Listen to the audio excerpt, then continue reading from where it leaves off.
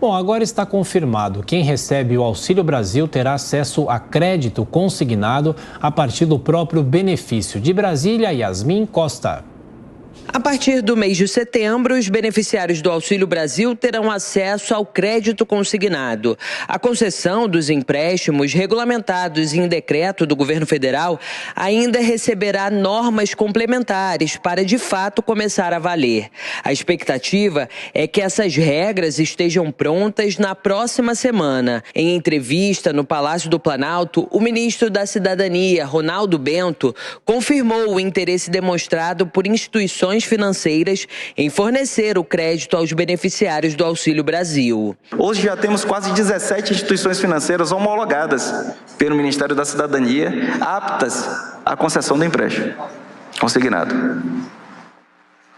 Então, é um número, né, que mostra o interesse do mercado em estar disponibilizando o crédito consignado para essa população. O beneficiário do Auxílio Brasil poderá comprometer até 40% do benefício com o empréstimo consignado. Poderá também ter mais de um desconto relativo a empréstimos ou financiamentos, desde que não seja superior ao limite previsto em lei. O economista Alessandro Azzoni recomenda que os beneficiários avaliem bem as consequências do empréstimo antes de fazer a contratação. Você pode aguardar um momento melhor para você adquirir um determinado produto ou você fazer essa dívida. E se você realmente não tem outra saída, porque você precisa pagar uma luz, você precisa pagar o fornecimento de água, você precisa fazer um pagamento de alguma dívida que realmente está te atrapalhando o seu dia a dia, eu acredito que aí você tem que dar uma olhadinha na questão dos juros, prazo de pagamento, para que isso não fique tão longo e você provavelmente não entre na lista dos inadimplentes. Na avaliação do economista, o empréstimo consignado para o beneficiário do Auxílio Brasil provoca um leve aquecimento na economia do país. Isso, quando vai para o varejo, mesmo para quitar dívidas, isso volta para a corrente financeira, voltando para um aquecimento. Mas não acredito que ela venha provocar um aquecimento tão grande pela questão da fração do recurso, né? Porque lembrando que o empréstimo consignado desse Auxílio Brasil, esse auxílio emergencial nesse patamar, ele vai até dia 31/12. Então, existe essa questão da limitação de regredir a questão do Auxílio Brasil e você pode ficar com uma situação um pouco mais comprometida. Amanda Klein, esses empréstimos agradam certamente boa parte da população, mas os economistas alertam para o cuidado. Qual reflexo pode ter também esses empréstimos agora, no ano de eleição? Olha, Adriana, certamente é mais uma parte daquele pacote de bondades eleitoral feito sob medida para esse momento pelo governo Jair Bolsonaro. Mas eu acho que as pessoas precisam ficar atentos a várias medidas aí desse pacote, e principalmente do auxílio, do consignado, empréstimo consignado para o Auxílio Brasil. Primeiro, você tem um nível recorde de endividamento da população brasileira, da ordem de 78%, segundo os números mais recentes de agosto. Ou seja, esse nível de endividamento da população vem subindo paulatinamente mês a mês.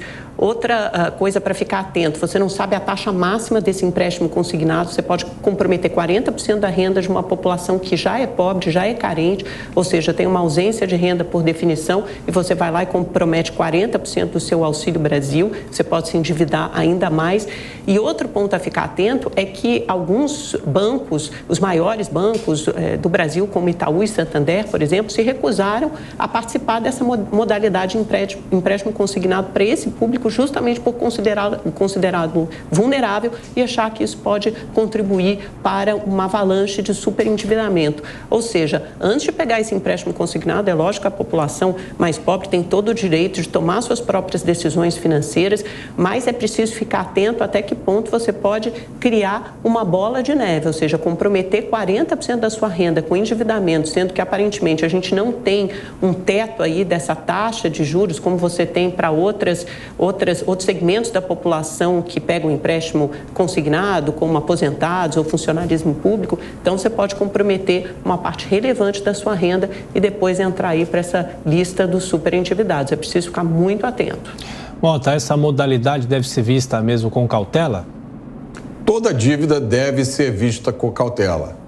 Agora, nem toda ação positiva e benéfica ao eleitor num ano eleitoral é um pacote eleitoral.